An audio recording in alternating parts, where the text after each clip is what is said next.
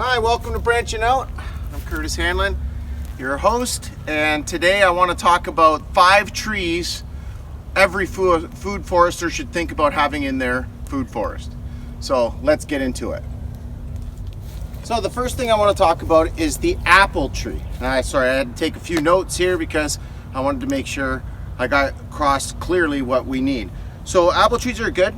They're all good within their growth zones of 3 to 9.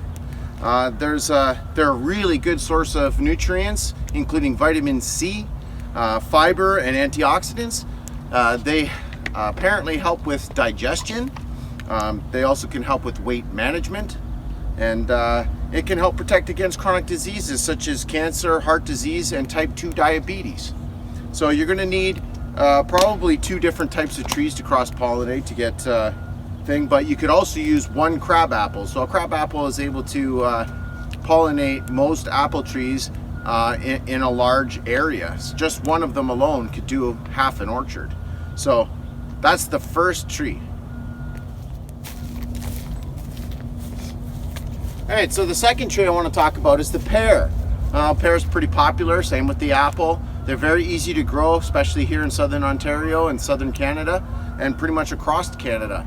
Other than having like a pear, there's like one pear I think called like a desert pear that can go down to growing zone 3A, but for the most part they can go down to about zone 5 for the majority of the varieties out there.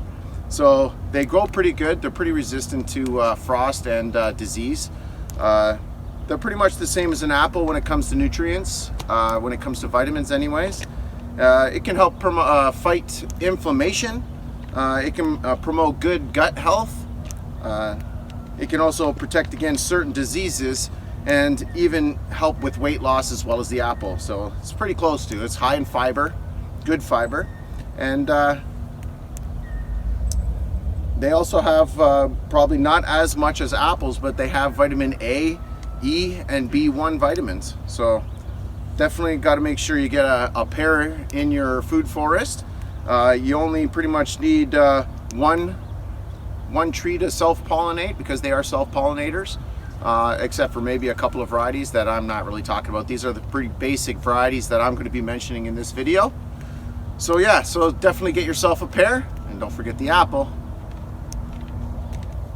So number 3 is the peach.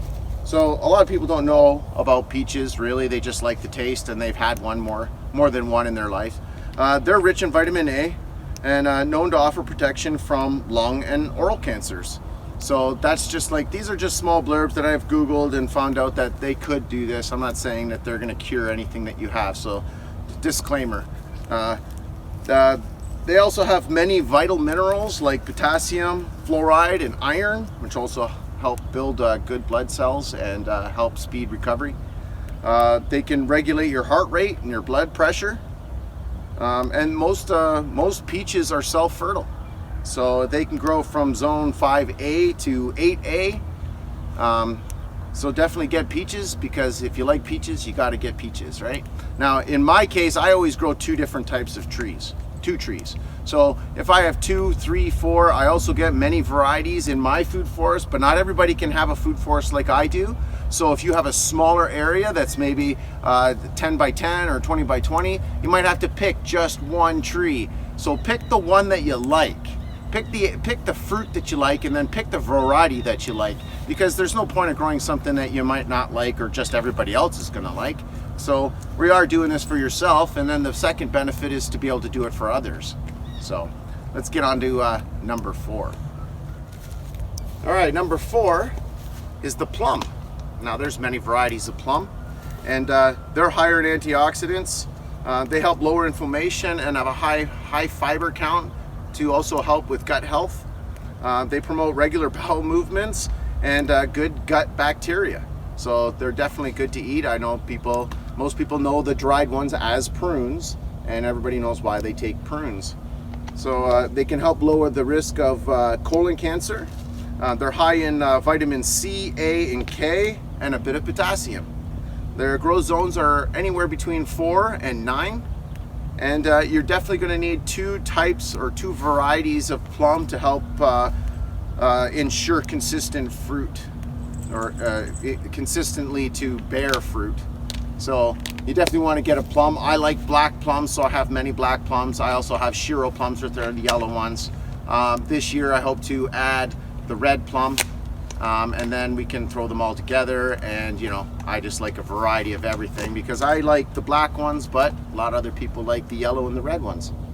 So let's get on to number 5. I have my dogs behind me digging up my maple trees. I'm gonna have to go fix that in a second, but let's get on to number 5, which is the cherry. Now, a cherry tree is very high in antioxidants, high in vitamin C, B6, potassium, and vitamin K.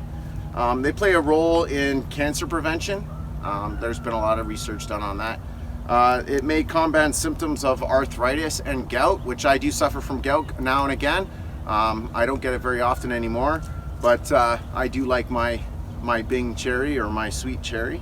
They grow good from zone 5 to 9. The sour or the tart cherries usually don't need another tree. They're self-pollinating, but when you get to the sweet cherries, you're going to need more than one, and probably a different type of variety to cross-pollinate. So everybody likes cherries, at least I think most people like cherries, and it's definitely one of the last trees that I definitely think you should have in your food forest, especially when you're starting out. And then of course, you know, there's many other trees like pawpaw, and I've grown chestnuts and everything else, but again, these are the main 5 trees that I would get for your food forest. So I'm glad you guys stuck around as long as you did to try and watch this video, and I hope to hear your stories about the fruit trees that you're going to put in your food forest.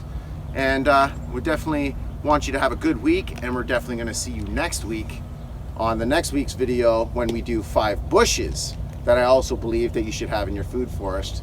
But don't forget to grow those trees, because you know what they say, the best time to grow a tree is 20 years ago, and the second best time is today.